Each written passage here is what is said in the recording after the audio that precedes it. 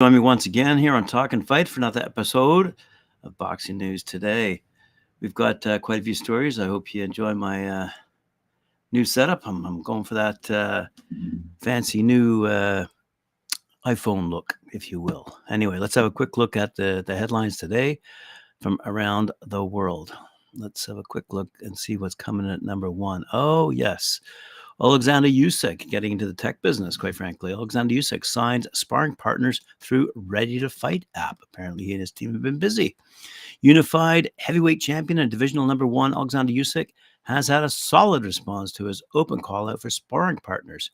His upcoming fight against Tyson Fury is not only the first heavyweight undisputed clash since 1999, but it's also the first time in boxing that a specially dedicated online application fully supports seeking sparring partners for a champion. The offer has been published on Ready to Fight, a boxing social platform co-founded by Usyk. It aids athletes in finding sparring partners and managers. The RTF team believes such a platform can revolutionize the industry and open doors for talented boxers worldwide. Good stuff for Oleksandr Usyk, without a doubt. He says this recruitment process through Ready to Fight is simple. First of all, a boxer looking for sparring partners or his agent or team manager creates an offer with the required parameters and publishes it on the platform. A candidate should register in the app and respond to the offer. A candidate must fill in all the parameters in his profile and upload videos of his fights or sparring sessions. Based on this, our team makes a selection. After agreeing terms, the sparring partner arrives at training camp. As for our offer, we pay for the flight and help with visas. Wow, fantastic stuff. Alrighty. In other news, I see Top Rank has announced a featherweight division matchup on March 2nd. Let's have a quick look here. The featherweight division will take center stage in a high-octane world title doubleheader on Saturday, March 2nd at the Turning Stone Resort Casino in Verona, New York.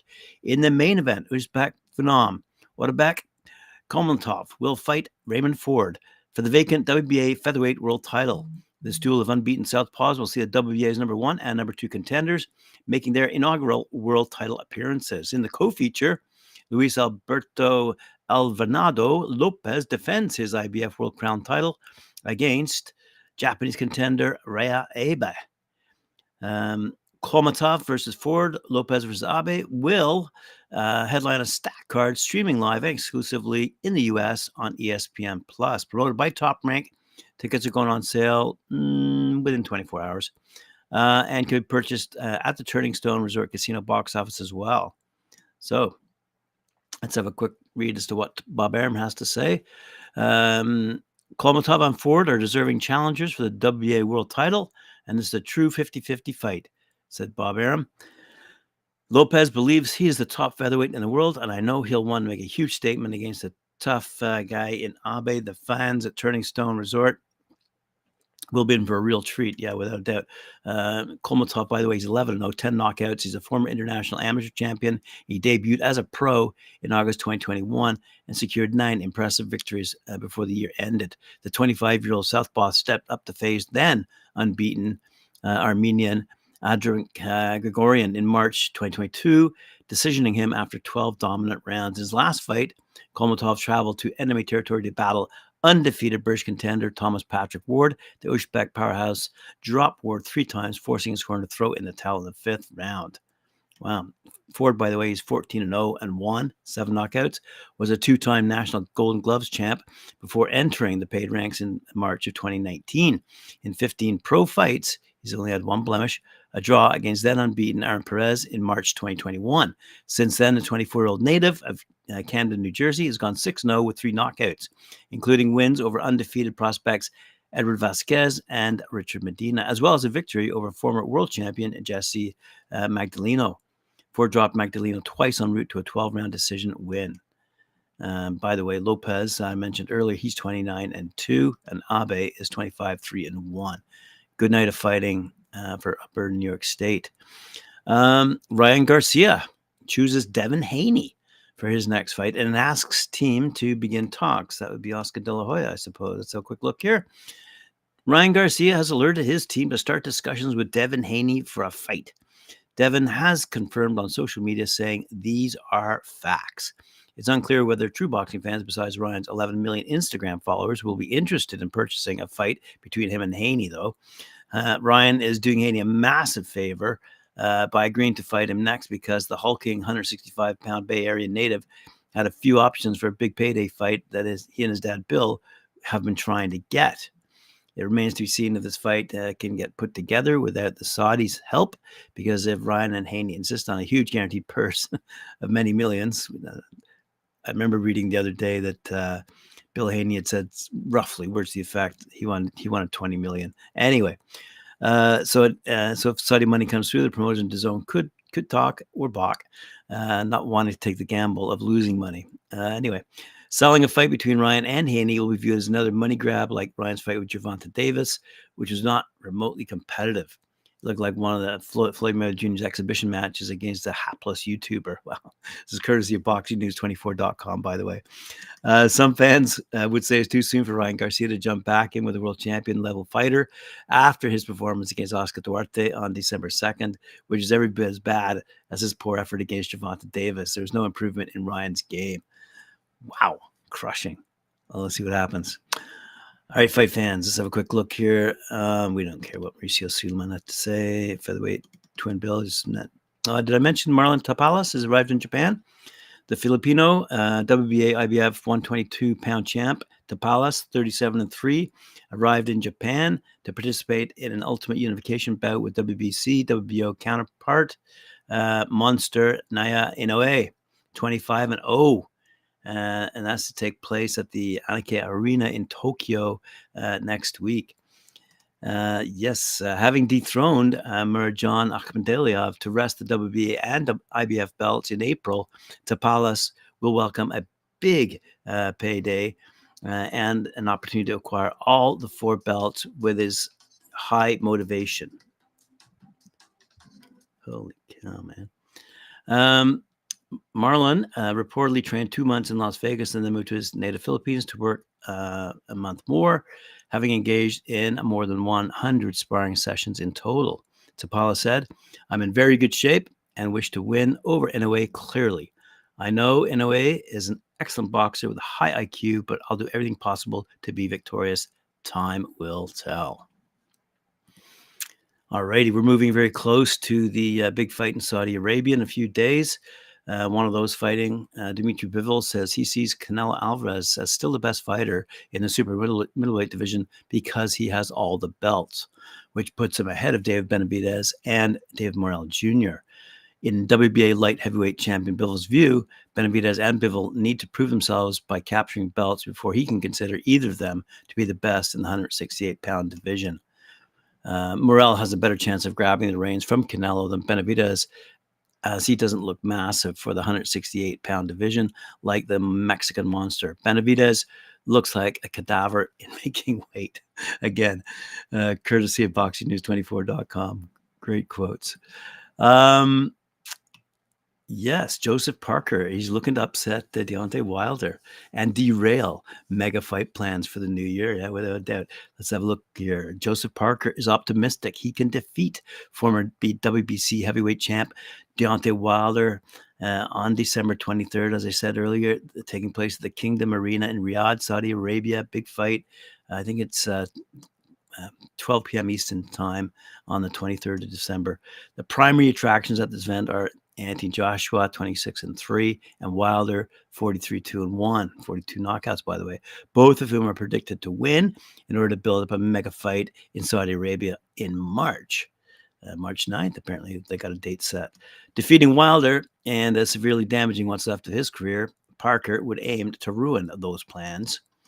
Parker's matchup with Wilder is perfect because Wilder, 38, from Alabama, has been mainly idle over the past few years, with the exception of a one-round knockout victory over his former sparring partner, Robert Helenius, in October of last year.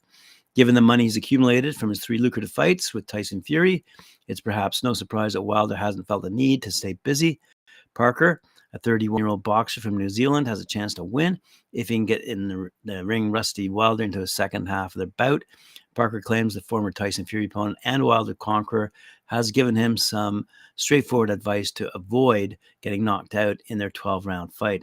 "I've got good momentum. I feel extremely confident going into this fight. It's that simple. Don't get hit by Wilder's right hand.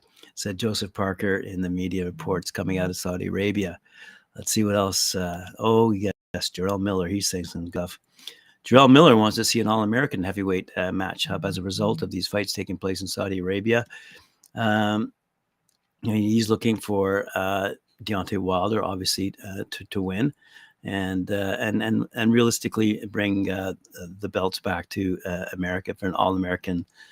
So, in other words, despite, as I just mentioned, the shortcomings that Wilder has, being a bit of ring rust, Miller will be fighting on this card as well, and his opponent comes in the form of Daniel Dubois from the UK, and that's a 50-50 if you ask me, but we'll get to those odds in a few minutes. All in all, Miller, he's 26-0-1, by the way, 22 knockouts, is not a fan of Wilder. In fact, he loathes him. Still, he's hoping that he has a good outing. If he does, Miller believes both he and Wilder can bring back the glory days of American boxing, which would be good for, quite frankly, ratings. I can't stand Deontay Wilder, he said during a recent interview with BoxingScene.com. But I need him to keep winning, and I keep winning, and we do an American showdown. Provided Wilder wins his bout, he's slated to face Anthony Joshua in the first quarter of 2024. Joshua, who appears in the main event, would also have to win his respective bout against Otto Wallen in order for that to happen. And that, quite frankly, is a great debate as well. So let's have a quick look, see who's fighting who here. Let's have a quick look. Anthony Joshua versus Otto Wallen.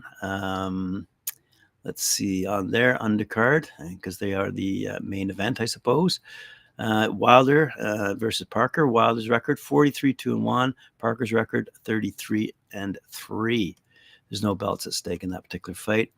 Dmitry Bivol, as I mentioned earlier, going up against Lyndon Arthur from England, light heavyweight division. Bivol's record 21-0.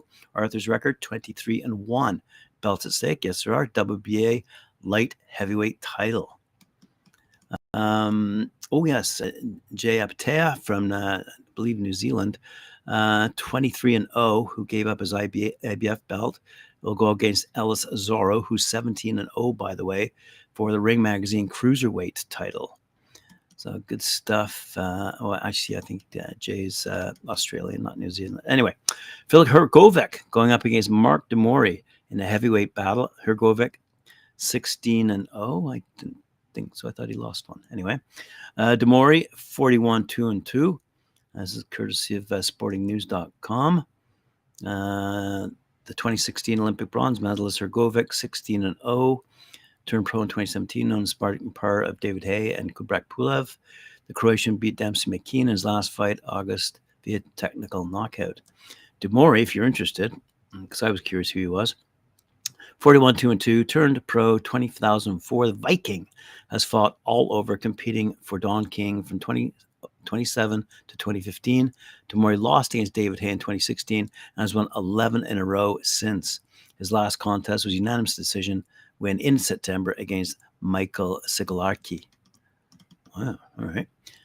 Here we are, Daniel Dubois versus Jarrell Miller, heavyweight clash. Dubois, 19-2, Miller, 26-0-1. No belts at stake, though. As I said, Jarrell Miller is looking, obviously, for a big victory here. He's known as Big Baby. And it was set to face Anthony Joshua, as we all know, for the unified title back in 2019. However, Miller got removed from the fight after testing positive for multiple banned substances. Miller would test positive again in 2020, and he has won 3 fights since 2022, his last pro contest being a technical knockout against Lucas Brown in March. In June, he faced Antonio Zepeda in an underwhelming exhibition fight. Frank Sanchez going up against Junior Fa in another heavyweight clash here. Sanchez, 23-0. Fa, 20-2. And there's no belts at stake in that particular battle. The one I'm looking forward to, Arslanbek Makhmudov versus Ajit Kabayel. Another heavyweight clash. Makhmudov, 18-0. Kabayel, 23-0. No belts at stake, but this is going to be a great fight. So, as I said, 12 p.m., noon Eastern time for that fight. And let's see what Bob Arum has to say. He believes former 2-time heavyweight champ Anthony Joshua has bit off more than he can chew, picking Otto Wallen as his opponent, and is heading towards defeat when they meet in the main event. Arum is convinced that 34-year-old Joshua, as I said, 26-3, 23 knockouts, will suffer a shocking defeat, which will spoil his and his promoter Eddie Hearn's grand plans for next March in a monster fight against the bronze bomber Deontay Wilder. All right, there you go. And let's see what Eddie Hearn has to say.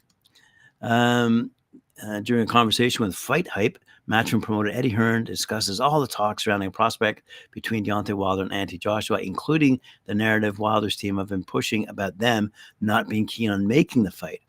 Think about what you're saying, yeah? Hearn said, apparently, it's just all about the money, right? I just want to make some money out of Joshua, whatever. But also, I can't make money out of Joshua in small fights. I didn't make a lot of money out of Joshua fighting Franklin or Joshua fighting Hellenius. Like, not being funny, I've got a lot of money. I'm not interested in Joshua fighting for 5 million, 6 million, whatever it is. Nothing means nothing to me. I want Joshua to make 50 million, right? 2 or 3 times. And then we make a load of money. And guess what? In big fights, that's the level of money he's going to make. So what am I to do? Do I want money or do I not want money? I don't understand. I want him to fight Deontay Wilder because I believe if he beats him, and I believe that's financially the right fight for AJ, financially the right fight for me. So these guys really don't know what they're talking about. Wilder better be switched on because he'll lose to Joseph Parker on December 23rd. He can punch like a mule, but Joseph was up for the fight. And I know he's had his defeats and stuff like that. But coming out from a year, it's not going to be easy. And he better win because when he wins, and if we win, which I believe we will, we're going to fight next. And AJ's gonna knock him out. All right, there you have it, fight fans. Appreciate it. Thanks for joining me. Appreciate it very much. I'm having a bit of difficulty technology-wise here. Oops, now I've really blown it. All right, I'll just have to end the fight screen here. We'll talk to you later.